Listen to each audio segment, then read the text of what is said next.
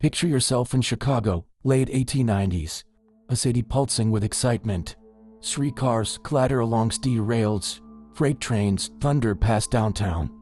Construction cranes and scaffolding reach skyward, all gearing up for the Columbian World's Fair. Amid that buzz of contagiously hopeful energy, a man arrived named Herman Webster Mudgett, better known as Dr. H. Holmes. He carried himself like a man of success, formally trained in medicine, polished in speech, and diplomatic in manner. He'd fit right into Chicago's promise of progress. On paper, he was solid, a doctor with ambition, a real estate enthusiast, an aspiring businessman. He acquired a 3-story property south up the fairgrounds and announced plans for a luxurious boarding house. Visitors would pay for comfort, convenience, and prestige. But behind those freshly painted walls, Holmes was quietly addressing something else entirely.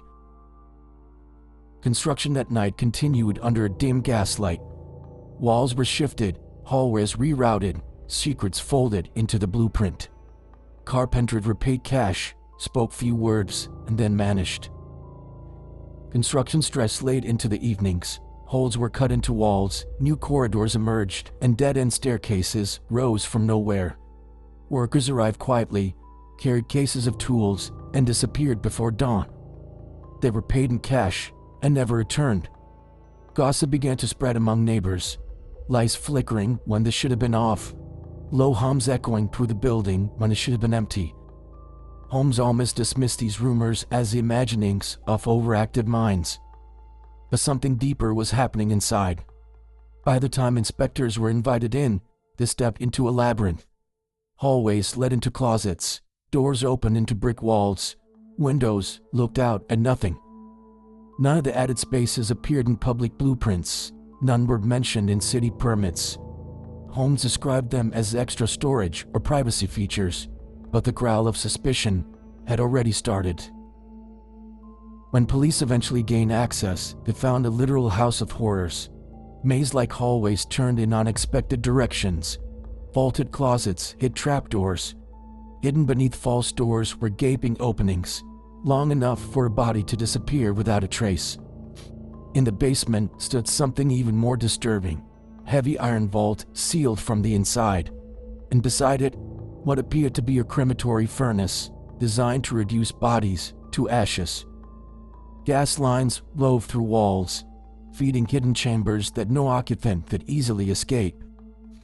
On paper, Holmes had submitted perfectly normal floor plans, laundry chutes, steam vents, electric lighting. Nothing to suggest a death trap or motor machine. People saw nothing wrong until the walls whispered their secrets. Before the structure even opened officially, Holmes had already begun his grim work. He took out life insurance policies on individuals, some distant relations, others mere acquaintances. One of the first to disappear was Julia Connor, who secured a $10,000 policy and stayed at Holmes's place, never to emerge again.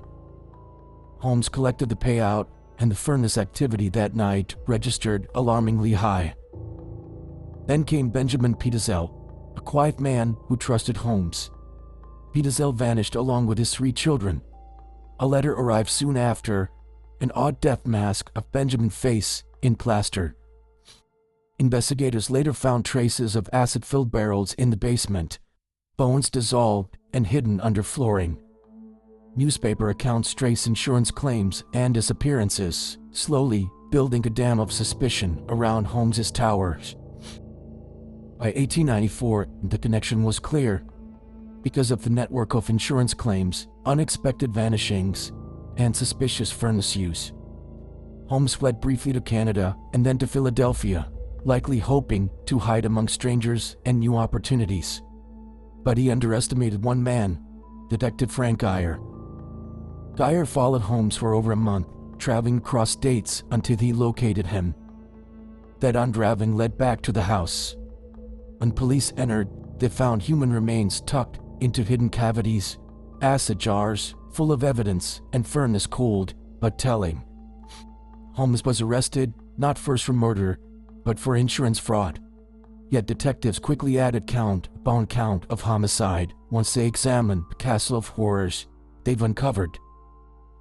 Under interrogation, Holmes confessed to 27 murders. That number likely understated the truth. He spoke not with remorse but with precision, like an engineer describing a well-built structure. He outlined how he manipulated stairways, sealed rooms, employed gas, and used acid to erase his victims. He spoke with detachment, admitting he had no remorse, and that murder had become an experiment. As news spread, Holmes began to spin a darker tale. He claimed he was born with the devil in him, that he felt himself possessed by demons, and that his actions were not fully his own. He repeated phrases, "I was possessed," "the devil helped me," possibly to manipulate his audience, to instill fear, or to create a legend. Modern historians believe these claims were part of a calculated public performance, another carefully built layer of deception.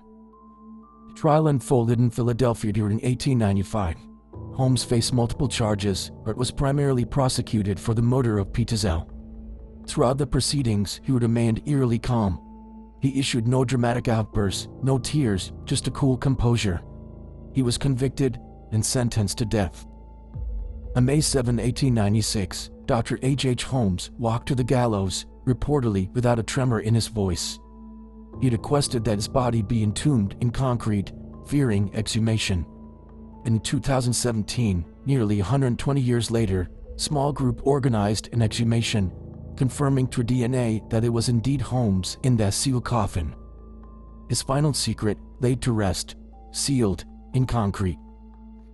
The murder castle was torn down in 1938. In its place sits a parking garage, anonymous and forgettable. Yet Holmes's legacy lives on. Eric Larson's The Devil in the White City revived interest, contrasting Chicago's bright promise with Holmes's hidden horror. The site now draws tourists and ghost hunters. The tales of demon possession? Probably theatrics. Holmes was clever enough to use superstition as a cloak. He didn't need supernatural forces, he had architecture, insurance, and anonymity. He hid where others didn't check.